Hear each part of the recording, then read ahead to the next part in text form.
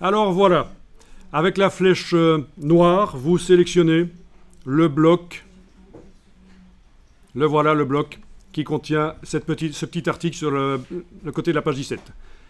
Vous allez lui mettre une couleur de fond, c'est-à-dire que dans la case, dans la palette des outils, je veux dire, il faut que ce soit la case qui concerne le fond qui soit à l'avant-plan. Vous connaissez Illustrator, c'est le même principe. Vous avez une case qui concerne le contour, une case qui concerne le fond. La case de fond est à l'avant-plan, elle est devant la case de contour, quoi. Vous ne double-cliquez pas là, c'est très mauvais dans InDesign et dans Illustrator aussi d'ailleurs. Quand on fait une couleur, il faut toujours la faire par le nuancier. Comme ça, on peut modifier rapidement plein d'éléments qui utilisent cette couleur dans une publication ou dans une affiche.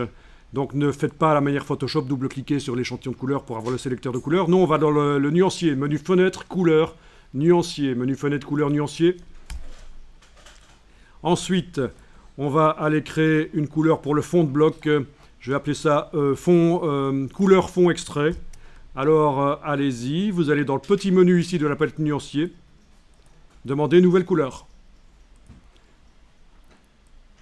Alors, si c'est un document pour l'impression, on doit faire des couleurs RVB ou CMJN? CMJN. Les images doivent être RVB ou CMJN? CMJN, excellent. Je vous ai envoyé un mail dans lequel je vous expliquais ça. Ça veut dire que vous ne lisez pas vos mails. Ça fait 15 ans que Adobe dit qu'il ne faut plus utiliser d'images CMJN. Quand on fait la mise en page, il faut utiliser des images RVB. Et au moment où vous exportez le PDF, vous faites la conversion vers CMJN. Vers quel CMJN? Parce qu'il existe plein de CMJN différents. Du Fogra 27, du 39, de l'Euroscale Coated, Uncoated, du format américain si j'imprime aux États-Unis ou au Canada. Voilà. C'est pour ça qu'il faut faire en RVB. Parce que si vous faites tout en CMJN dans InDesign, vous êtes coincé par le CMJN que vous avez choisi au départ. Et peut-être même que vous ne savez pas qu'il y a plusieurs CMJN. Peut-être que vous avez choisi n'importe quoi comme CMJN. Peut-être que édition couleur, pour vous, ce truc-là, c'est du chinois. Vous n'avez jamais vu. Vous ne comprenez rien.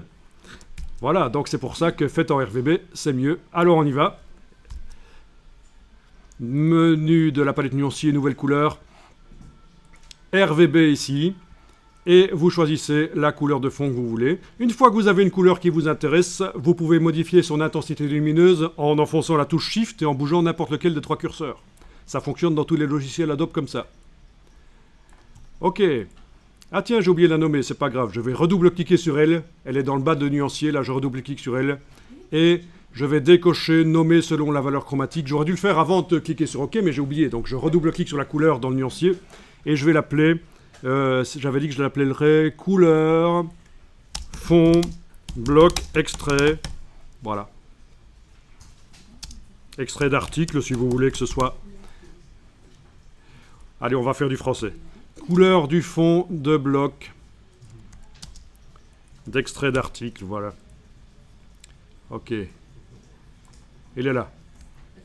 Si j'applique cette couleur un peu partout dans le document, je pourrais modifier ça facilement en double-cliquant simplement sur la couleur dans le nuancier.